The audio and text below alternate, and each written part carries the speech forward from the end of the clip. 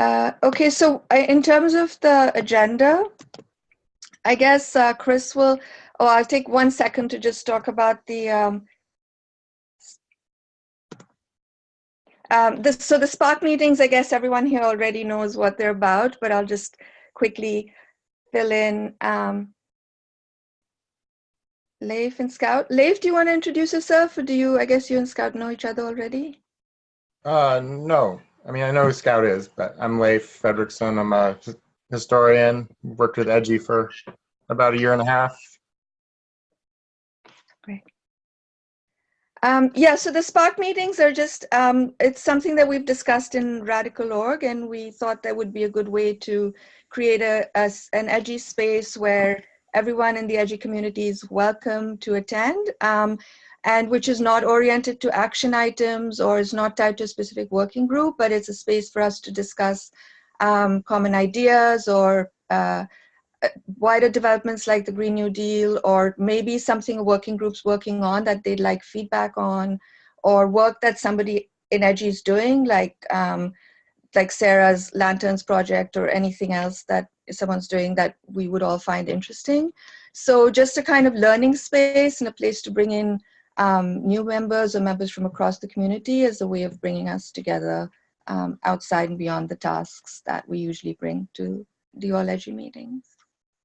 So, and we're planning to have them every 2 months, so every alternate month, on a Thursday at the same time as our All Edgy meetings always are. So just in an off week from those meetings. And we're looking for ideas for the next one as well. So everyone's welcome to chip in with ideas. So I think we can get started. And Chris is going to speak for about 10 minutes, and then Kelsey's also going to share the Sunrise Movement's sort of take on the Green New Deal, and then we can go ahead and discuss it. Chris, it's yours.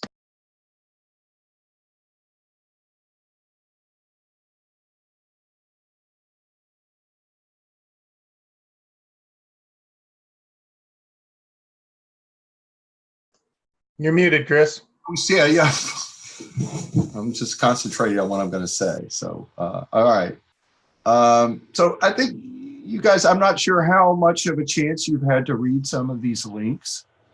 I think they offer a pretty good overview of how this has come about, this Green New Deal, and the sort of the longer roots. Of course, the longer roots go back to the original New Deal, which is this huge shift in the 1930s during the Great Depression in terms of how government was active in the economy.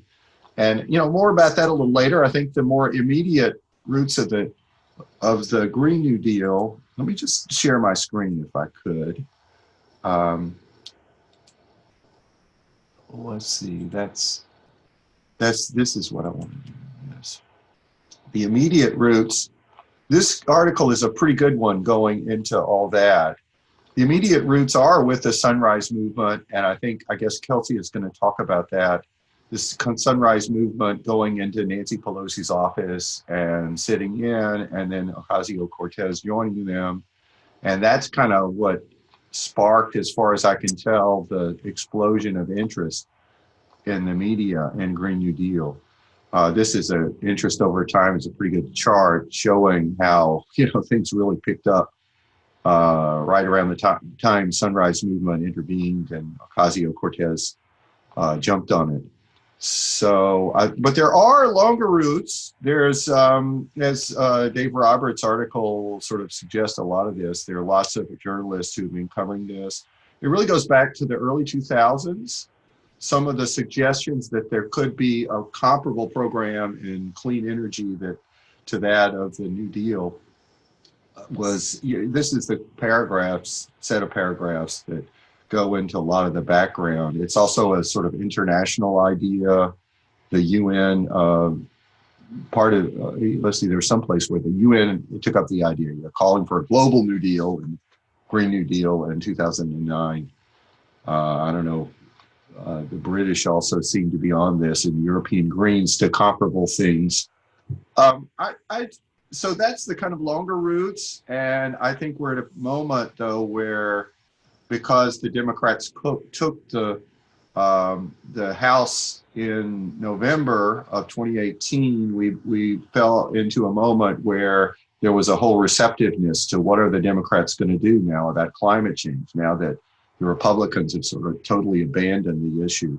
And the Green New Deal kind of became the avenue by which Democrats could actually make this their central issue, sort of weaving together a lot of other things they were concerned about as well. So I think looking at do you guys see the text of the Green New Deal? Is that coming up on your screen now? Yeah, great. Okay, so this is the resolution. It's not a program itself so much as a call for a program introduced February 7th, 2009 in the House of Representatives. I think it also builds on that October report from the Intergovernmental Panel on Climate Change and the assessment in the U.S. assessment about just how dire the situation is with climate change. And so you can see the first of the Green New Deal is dealing with the findings from that report and sort of just putting them out there, the highlights. But the second part of it is also, I think this is a great synthesis actually of where we are in terms of a moment in U.S. history for that matter. The four-decade trend of wage stagnation, the declining socioeconomic mobility, the concentration of wealth, the greatest income inequality since the 1920s. These are all other literatures that have been coming along, I think, over the last 15 years, more or less independent.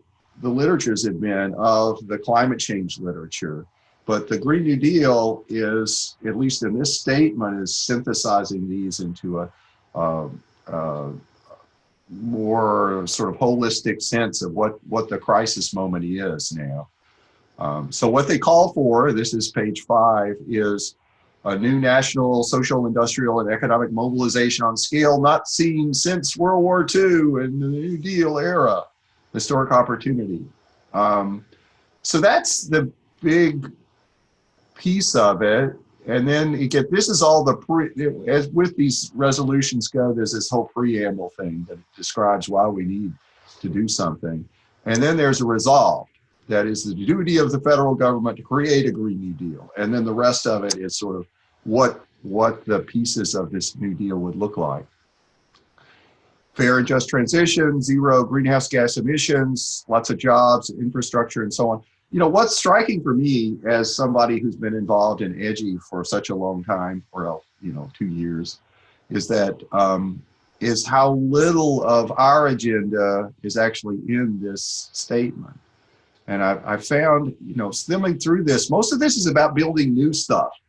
And it's not so much about, and it's about building new things. It's not so much about government. There's nothing about data really. It's pretty thin on what we've been oriented toward. I think this is the sole thing that I could find in the whole statement that really concerns things that EDGI has been doing. And it's more about governance than about data. Ensuring that the federal government takes into account the complete environmental and social costs and impacts of emissions through existing laws, new policies, and then it goes on, ensuring that frontline communities shall not be adversely affected. So environmental justice, really. So it's pretty thin on what we do. And I think that's a sort of, for me, that's indicative of some of its weaknesses. I think, I can go into these. There's a whole, somebody put up the links to Richard Walker and his Living New Deal, and which is sort of belatedly trying to glom onto the Green New Deal by making statements, and he's done a nice op-ed in the Washington Post. I think all of these are wrapped up. Now I'm going to take up too much time, so I'm just going to suggest this. All these are wrapped up with, I think, my sense that this is basically for a particular political constituency, and without much, it's very positive vision, but without much sort of consideration of what happens to the rest of the country? So it's, in a way, it's a kind of a vision coming out of a sort of Bronx, Queens constituency, increasingly white, progressive, gentrifying neighborhoods and so on, but still having a good deal of minorities there. And the big missing piece, I think, one of the big missing pieces is what does this mean for places like the South, like West Virginia?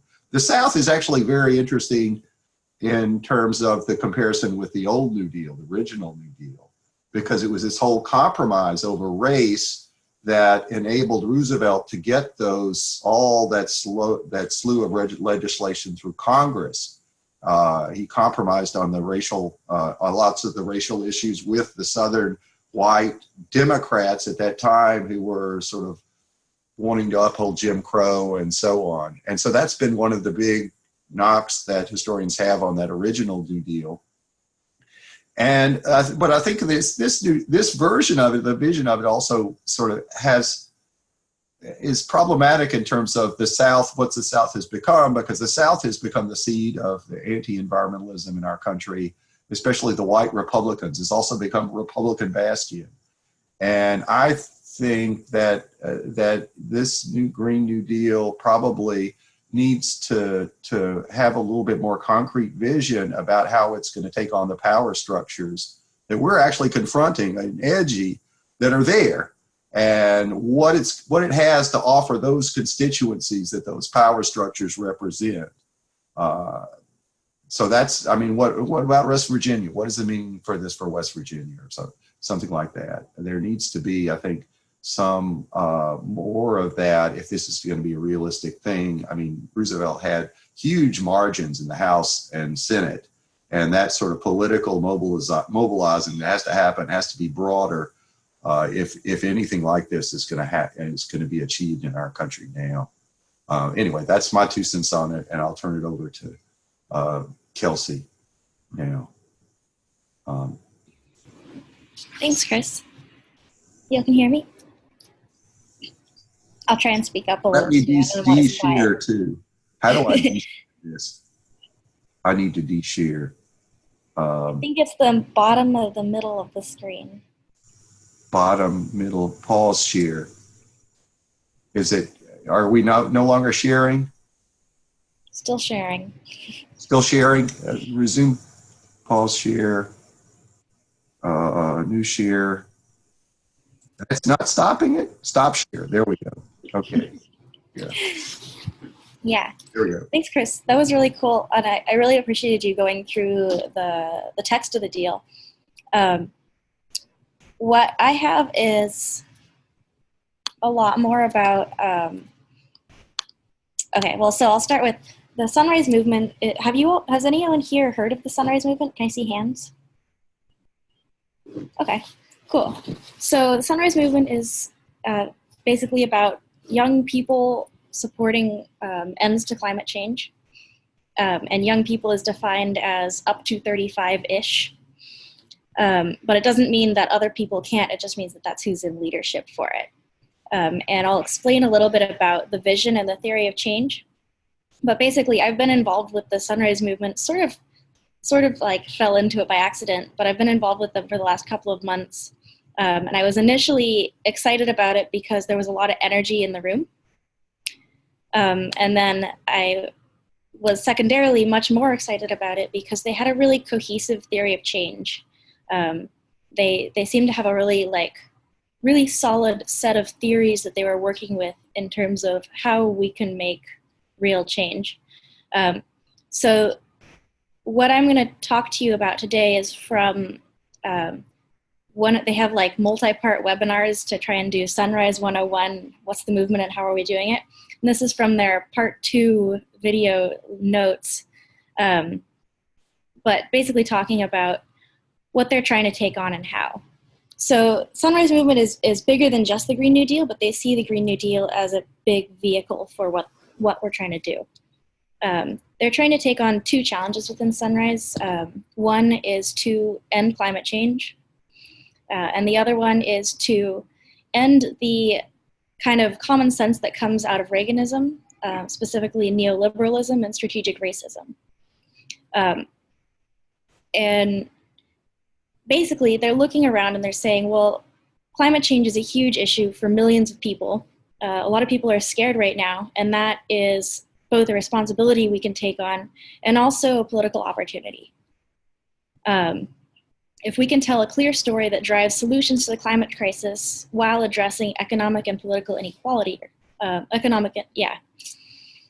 then we can begin to change the language of what common sense is in the political realm. The quote that they used when they tied this to the Green New Deal, I loved this, was, quote, "The biggest sign of this emerging people's alignment is the Green New Deal." And I really like the way that they're looking at this. So as Chris noted, the Green New Deal is not a piece of legislation. It is a 14-page resolution. It is vague. It came out in February. What's really cool about that is that it means that this is our moment to say, well, this is a specific thing, and we need it to be these several specific things in order for it to become legislation we want to support. So while it is not currently concrete, that's our time to say, hey, it needs to include this specific type of justice. It needs to include racial justice. It needs to include all this sort of stuff. And some of the stuff that the Sunrise Movement specifically calls out as what it, quote, potentially can address is supporting investment in communities of color, especially those hit hardest by climate change, a jobs guarantee to address economic injustice, a revamp of the agricultural system that engages rural farmers, inclusion of disability protections, and Medicare for all. So basically that's the push. That's the, like, what we hope the Green New Deal can be, but there's obviously mobilization that needs to happen in order to make it something that's as sweeping and as effective as we hope it will be. And their theory of how to make that happen is a combination of people power and political power, along with an alignment of various political and social movements. So essentially, they want to build an army of young people, and we'll get into a little bit of that, of why young people specifically. And then they also want to make sure they have an electorate that is specifically swayable by those young people and is sympathetic to this cause. And the way they're planning to build people power is through basically talking to people, and ideally talking to media as well, but mostly one-on-one, just getting people engaged, getting people active, especially people who have not been politically active before. Especially among young people, that's really easy to find, people who haven't been politically active before but care about stuff. And then politically, essentially it's shifting the Overton window type of stuff, making sure that there's pressure on currently elected officials, making sure that there are challengers to incumbents, even if we don't think they'll get elected, and ensuring that folks that are endorsed do things like support the no fossil fuel money pledges. They had a really cool set of stats trying to gauge like where we're at and why this sort of political direction can, or this sort of like approach can work. And I'll kind of read these off. This is all from the Yale Center for Climate Change Communications. 70% of Americans believe in climate change and want the government to do something about it. 91% of millennials support 100% clean energy by 2050, which is a huge part of why young people are the big focus here. Over 80% of registered voters support the principle of moving towards 100% clean energy by 2030 and creating millions of jobs in the process. 1 in 8 registered voters say they would be willing to engage in civil disobedience against the government or against businesses that are making global warming worse. And there is essentially overwhelming passive support. So basically the way that they've mapped it, they have like a spectrum that they're using as a tool to show political, like where we are politically with this. But basically it seems like though there are not a lot of really active groups like mobilizing for climate change, mobilizing for the Green New Deal right now, there is a great majority of people who, in theory, support it. So instead of focusing on changing minds, they feel that all they need to do is activate the existing and growing support base of young people. And one of the things that I really enjoy when they're on these calls, they do a really good job of engaging with people, and like I want to learn from them on how they do this facilitation, because it's really neat. But one of the things that they consistently do is they say, so anybody who's here, have you, like, what's something that you've experienced in the last year as a direct impact of climate change? And it's one of those language changing things that they're trying to do, of saying, well, like, statistically, most people believe in climate change, but don't believe that it's necessarily now or personal, or, people still talk about it like it's future generations. And so on these calls, they're very careful to say, hey, I'm from Florida and we just got hit by 3 hurricanes. So that's climate change in my life. How about you? Oh, well, I'm Kelsey. I'm from the Pacific Northwest, and last year it rained ash from the sky. That's not normal. And right now it's like 80 degrees out, and like, I'm delighted, but it's not supposed to do that till August. Anyway, so that's sort of a couple of ways that they're working on the challenges of not thinking that the climate crisis is present and currently causing harm. And the way that they're working on, like, getting elected officials, like Alexandria Ocasio-Cortez is the obvious example, is a way for people to re-engage with the system, to re-engage with political action, because trust is really, really low in the government right now, and it's really, really low, particularly in mainstream political parties. And through much more active and specifically vocal younger politicians who've just been elected, we're able to see people starting to have hope again. So I thought folks here would really enjoy the approach of like the very specific intent to change the language, to change common sense, and the Green New Deal as a way to begin to have the right conversations. That's my piece. Great, thanks a lot, Chris and Kelsey. There was so much in both of those pieces that I think we can start talking about. So does anyone have questions, comments? I have a lot, so I'm just going to start with at least one of mine, and then I guess, Chris, I was just wondering, can you say a bit more about the Southern political constituency and what you think is left out? Because when I read the legislation, I just thought it tried to really address lots of different constituencies and all various issues, and not the legislation, but whatever the proposal. So I just wanted to hear a bit more about that particular constituency that you felt was really left out, and how you think they could address the power structures in something like that resolution. Do you think, sorry, before you talk, Chris, do you think it's worth having a couple of questions and comments before we have people come back, just so that, so does anyone else want to jump in on?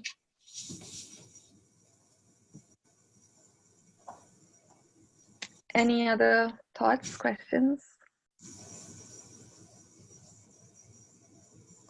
I have a question for Kelsey, I guess, which is what does do you have a sense of what EDGI might do that could be helpful to the Sunrise movement?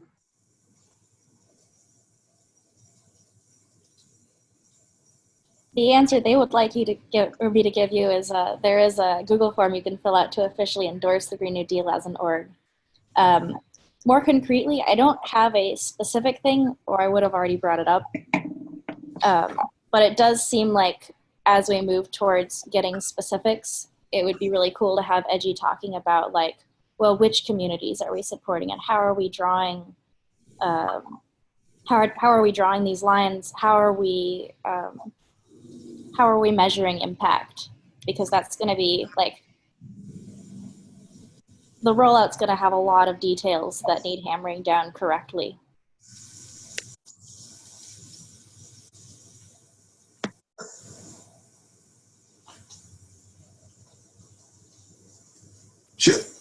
Shall I go ahead and address? Yeah, okay. Yeah, I think, I mean, I don't want to sort of go off too much on this, but you might think about, for say, West Virginia. West Virginia is a place where, in terms of the South, that's where I would start, because that's coal country, or any other of the sort of coal, like Pennsylvania or Kentucky, yeah, where I think they see this, oh, it's all about the government investing in clean energy, so de-investing in where they are. Okay, and there's a little bit of, there is language that you might think might, you know, apply to those places that are transitioning from coal, but it's highly unspecific. It's very unspecified. And it's going to be easy for leaders in those places to say, hey, this is just about the rest of the country. You know, this is not going to, this is actually de-investing, and the government, none of this money is going to come to us. So having more specifics, for instance, about these the coal country places that are going to be, you know, if we do transition so abruptly from coal, these are the places that are going to be most aggrieved. So I think having a more fleshed out vision of what it means for those places, that now all the investment is going into other kinds of industries. What are they going to get? I mean, it's just that it doesn't sound like at this point that they might get anything, and especially if it's all backed by these other parts of the country and politicians from those. So I think that the idea to make a full New Deal, you need all this sort of people in Congress that are going to vote for it. And I think if the Green New Deal can reach out to those places with actual, you know, promises to those constituencies, the people in power there are going to potentially more easily be undercut.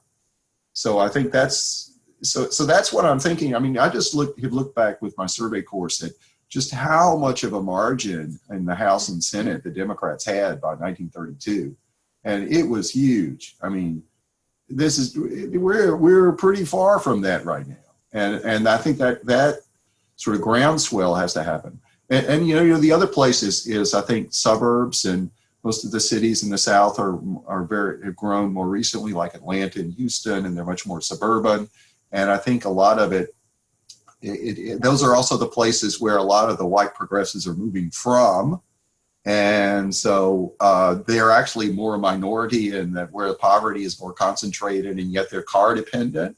So I think having some sort of clear message and those are the swing constituencies, by the way, you know, across the country for Republicans versus Democrats. So having more sort of goodie that's clearly targeted for these constituencies, not the power, you know, the politicians, but the constituencies in these areas where you want to win them over, not just say, oh, this is just about, you know, New York City and gentrified neighborhoods, and, you know, let's be very unspecific about where it's going to apply. I mean, that's the typical urban move, by the way.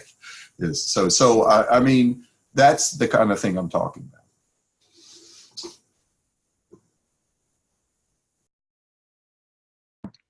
Rob.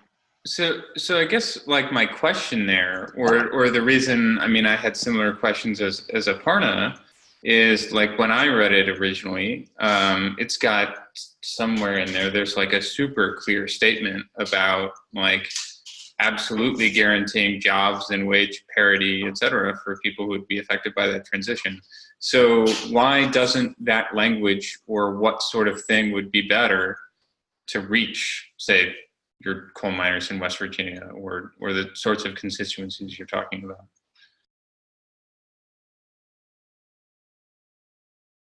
Yeah, I think we're so inclined to read this as people to cheer for it.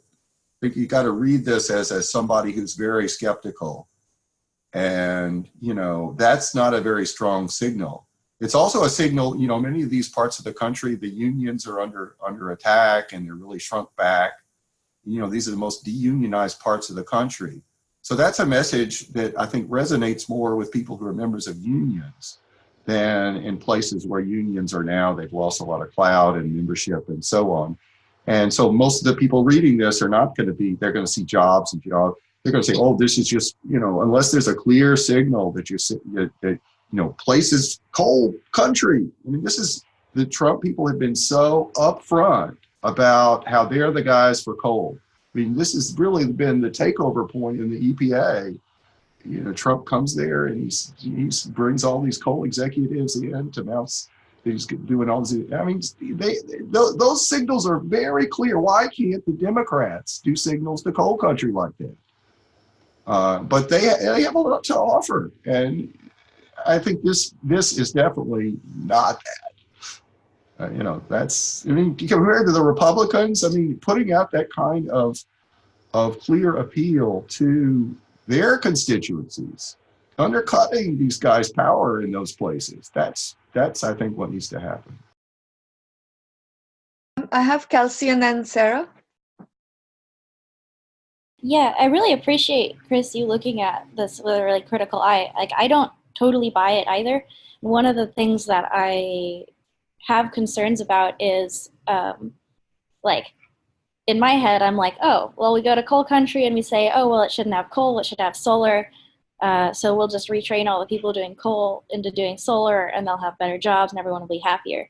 But I recently went to a rally for Andrew Yang, who is going to be in the Democratic primary debates. He's running on a universal basic income platform. And he was like, well, so I looked at the numbers about retraining, how we do on that. We have a success rate of 0 to 15%. So that's very concerning, because even if we guarantee clean jobs, like in theory, we have to actually be good at that.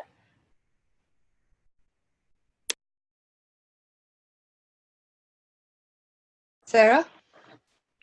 So we had a really interesting case in the EDJ meeting from Olga Bautista, who's in Southeast Chicago, which is, a Rust Belt area where the steel industry is super declined. And I've been working with an anthropologist who's from there, and we worked together to organize these balloon mapping events to map petroleum coke, which was being stored along the Calumet River, kind of replacing old coke piles. And what's really interesting in that case is the way they were able to use citizen science to galvanize former steel workers and environmentalists and the Latinx community. And in part that was through the activities of doing the balloon mapping, and also because of issues around automation, meaning that the sort of industrial jobs that exist now have so few workers and the work is so precarious.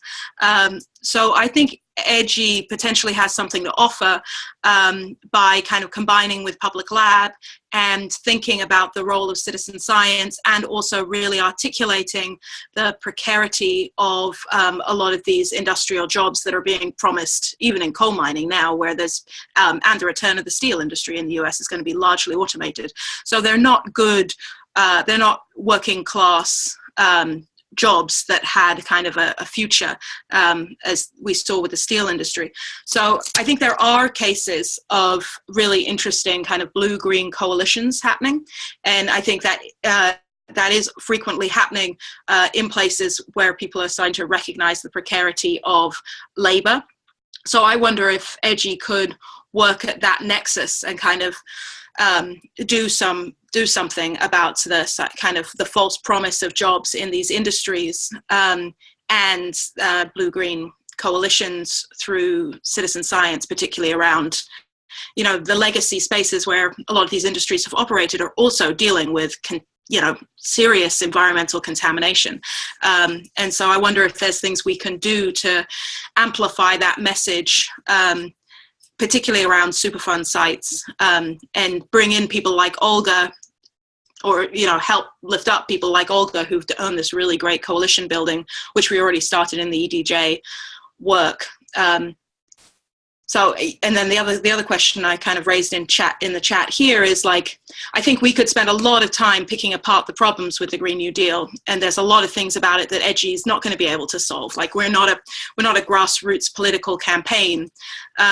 So my question is really like, what are the places where EDGI could contribute usefully, where there isn't anything being articulated, particularly around data infrastructure? And, you know, one of the kind of really key things that was happening at the EPA before Obama left office was the effort to try and integrate citizen science throughout the work of the EPA. And so what, you know, is there something we can do to help build data systems that would support that down the line? And maybe that's not entirely about the Green New Deal, but it could also support that. Yeah, I'm also wondering about the coalitions of universities. I don't really know what that would mean, but how could universities play an interesting role in this process, either through our teaching or through creating opportunities in our cities that are around pedagogy and teaching around just transition or something?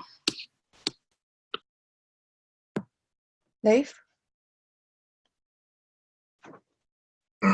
Oh yeah, I was just gonna follow up on some of what Chris said. I think that part of the issue is that you know, it's one thing that the Green New Deal, like you can imagine how policies can help shift to a different energy source base, but I think, you know, as somebody else mentioned, as Kelsey mentioned about Andrew Yang, like the history of massive job transition is not so obvious, and the policies to do that are not as clear. Like, and so I think that for many people, like here in Montana, you know, I mean, there's, I remember this quote from a guy who worked in the coal, who still works in the coal industry here, who was like, you know, I voted for Trump because he's the only person who's arguing to save these jobs, and he's like, if it doesn't work, I'm not going to vote for Trump again. But like, they're going to ride that industry into the ground unless there's like a real alternative presented to it. So it's one thing to say that it's a doomed industry, and it's another thing to say that to provide some sort of like alternatives. And I think, I mean, I agree with what Sarah's saying about, you know, moving beyond a critique of this. And agree that there's lots of things that EDGI can do. I mean, one thing I'm interested, I guess, is whether we do with EDGI or somewhere else, is like more kind of on the history of like job transitions, huge job transitions, and why they have failed, where there perhaps have been some successes or something like that, to get some sort of historical grip on like what would be needed in a place like the South. Mm-hmm. Steph? I just wanted to say, in terms of Chris's comment about why can't the Democrats get their messaging together to gear something towards coal country, and I mean, I think it's because basically the reason the Republicans are doing so well at that is because they're lying. They're saying they're going to bring back all these coal jobs and, you know, make America great again, and it's absolute lies. And the Democrats don't want to lie, but they don't have anything true that sounds as good as that. Especially if, you know, retraining doesn't really work, because in a lot of cases, you know, the clean energy industry doesn't work in the same places that the dirty energy industries do. And then just another comment that I had was, I think part of the reason that the data justice side of things isn't included in this is that it's clearly geared toward the general public. This is not a document that was written for, you know, policy wonks, who are the kinds of people who care about the stuff that we do. Whereas, you know, people in the general public are not going to understand even what data justice is. And so I think the fact that it wasn't included doesn't necessarily mean that the people who are promoting this don't care about it, just that they're writing to a particular audience that isn't us.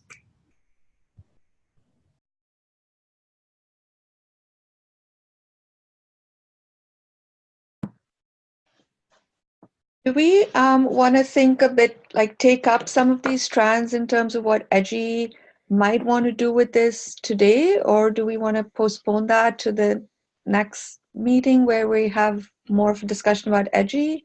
How do we want to take this forward? Because we have another 10 minutes where we can actually either just continue what I think is really interesting about this, which is the whole kind of jobs versus, the question of retraining and how we can involve also, I think, Sarah's suggestion about the citizen science and how that's obviously really an important part of it. So we could just continue discussing this, or we could think more concretely about kind of edgy networks or work with regard to this. Sarah? This is kind of maybe outside of edgy stuff, but I do think, like, in terms of retraining, there's so much more universities could be doing to open space for retraining. And there's a lot of work that could be done combining the kind of end to student loans call that's happening and a retraining call that's happening, and kind of reinvestment in different forms of research too. So I do wonder if there is some way that that academics could be helping to support something like the Just Transition or retraining. And I don't know if EDGI wants to get anywhere near that idea, but. Mm-hmm.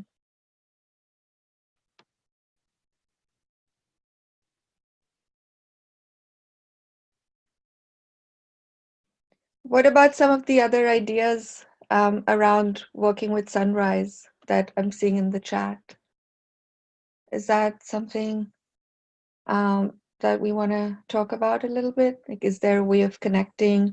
And I see, Kelsey, you've said it's decentralized, but then, yeah, maybe in specific parts of the country or on specific issues, is there? One of the things about the way it's decentralized that's really cool, actually, is that I think that it would be fairly trivial for me if I decided to go and talk to national leadership. Sarah?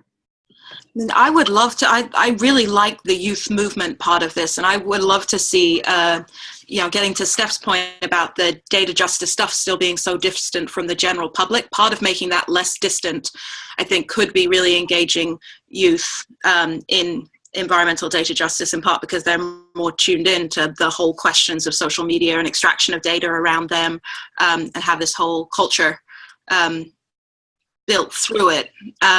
And so I would love us to support the environment, an EDJ Youth Summit, and see if Sunrise would have any interest in engaging with us on that. Because I think that's something that's sort of doable. The youth crew's already excited about it, and it'd be so neat to combine that with Indigenous data sovereignty stuff as a way of testing the waters. Mm-hmm. Chris? I think there might be a place for like an op-ed or something like that on the question of data and information in the Green New Deal. I think like if we came up with a statement about that, 800 words or something like that, and we could sort of collectively work on it and develop if we have a position, develop that, that would be a nice way of sort of getting us all more on the same page and thinking it through, as well as giving us a platform going forward. We could bring this to the leaders of Sunrise and say, hey, here's what we might bring to the table. So. Rob? I was also just thinking between some of the things you mentioned that if we see one of the primary issues as being a lack of messaging to important constituencies, how can we identify in the work we're already doing places where the stuff we do like really touches on those spots, and focus our reports or write more reports focused around that kind of stuff, right? Like if there's a thing that EPA is failing to do, like in coal country, West Virginia or Montana or something, like how can we write more about those specific issues that we're seeing, as opposed to just the more broad scope stuff that we're doing.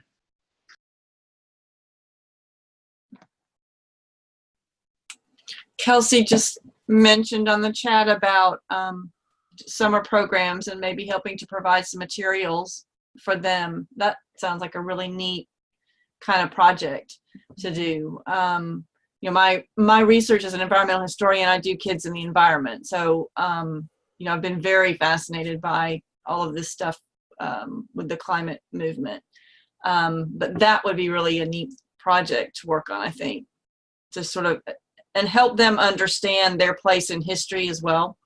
You know, their place and where they are within the movement, because a lot of them are coming into this with a lot of energy and excitement about what they're doing, but I don't think that they know a lot about, you know, background about, you know, their history that they don't know about, I guess.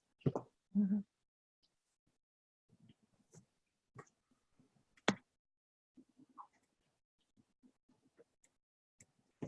Can I, Kelsey, just because I don't know that much about the Sunrise Movement, I'm just curious, what kind of youth, or just like how did this begin, and who are the kind of who are the founders, or, you know, originators of this?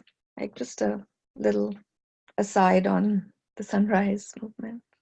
The founder story that I've heard from the movement is that there were about 30 high school and young college students who kind of got together in a living room about 2 years ago and said, hey, we should do something.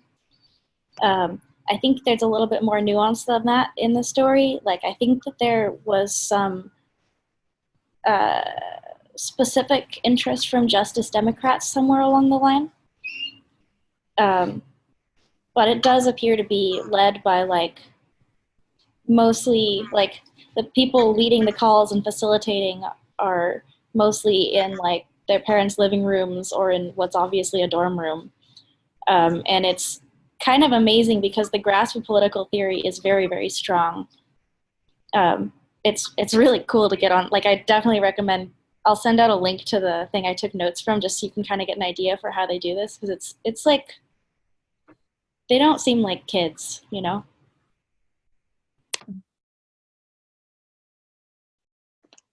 So we have about 5 minutes. Do we want to have some closing? It sounds like there's quite a few ideas. There's the op-ed idea that Chris suggested, and it seems like that could be a good way of developing an edgy position on this, and then we can share that with other groups. There's the youth camp, youth workshop idea that's already, EDJ is already thinking about, so that could be in collaboration with Sunrise.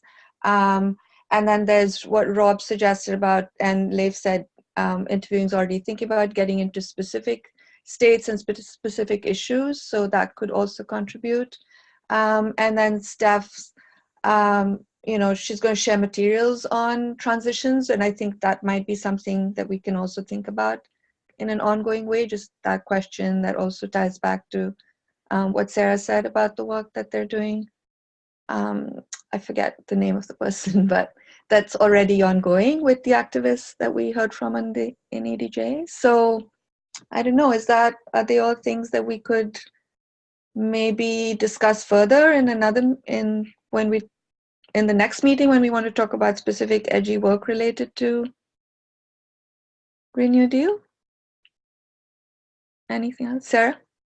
Just answering Chris's question, we work with over at SERI with Earthworks OGAC, the Oil and Gas Accountability Project, and they have kind of we're a network of grassroots organizations that work on mining and oil and gas. So they could be a really great set of folks to reach out to. You know, we've talked a lot about coal country, but, you know, there's also the new oil and gas frontier where there's all this environmental damage, and that's Oklahoma, that's Pruitt's, you know. So I think also concentrating on those places or finding avenues to enter and have some say.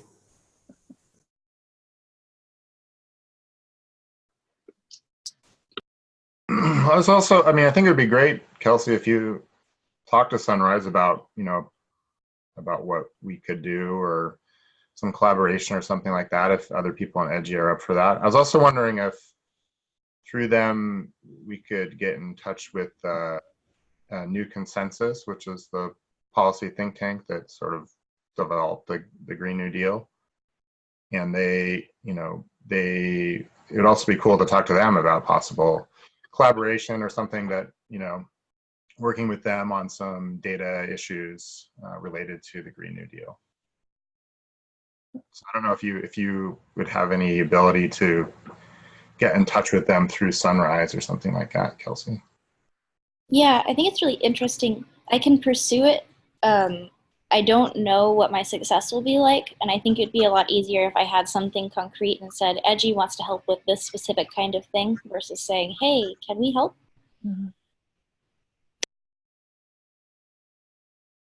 Well, maybe that's a good point for our next call on this then, is especially if we've had a moment to think about the op-ed, because we'll have to kind of clarify things for that, like where could Edgy really help? Chris. Maybe I can just put up a Google Doc. We can sort of brainstorm some ideas for the op-ed and see if something gels from that, and maybe that could be the basis for some or small meetings to get whoever wants to get on board with that. I mean, you know, they only allow like maybe 3 maximum authors, but maybe you know, I think it should be a collective document and just somebody be the representative for Edgy once we get to the authorship. Yeah. So that's great. Can we take the last 2 minutes to just have a little closing round of we didn't have a check-in, though Kelsey really wanted to. But we can have a little closing circle just because this is our first Spark meeting. So if anyone has any thoughts, anything to share about how the meeting went, what we should do next time, or just even how to take this work forward, specifically with the Green New Deal or the Spark meeting. So we'll just go around if that's okay. Steph? This was really cool. I'm glad we got to hear everybody's thoughts, and it was really productive, and I'm excited to do it again in 2 months. Rob? Yeah, same. Like, this was super interesting, and just a whole lot of really interesting points and stuff, and good things to think about. Leif? Yeah, I thought this was great. Thanks for organizing it, and I definitely look forward to the next one. Anyone with more specific things that we can use to take forward? Scout, and then I'll get to you, Chris. Just going. I'll just say generally, I don't know how specific this is, but I've been very impressed with Edgy's sort of openness to different ideas and input from different groups and people, and sort of thinking about things from different perspectives. So, you know, that I think is very useful and can help academics get a better handle on how they can help and that kind of stuff. So, Chris? Yeah, maybe we're solving now this problem of siloing of working groups, because it seems like we've got some good ways forward. This has been a classic problem in Edgy. So I applaud you guys for initiating this, and it seems like it's really working. Great. Kevin? I guess, for me, I guess the intention was more discussion, and we got into action items pretty quickly halfway, and so maybe stay meta a little bit longer and just allow just thought and discussion to continue a little bit longer. Mm-hmm. So. Yeah, that's a good point. Sarah? It is a good point. I'm sorry. I always bring up action items because it's just can't help it. But I just wanted to thank Chris and Kelsey for putting in the energy to give the initial presentations. And I'm sorry that I missed yours, Chris. So thanks, you guys. Yeah, thanks both of you. And Kelsey, you get to have the last word.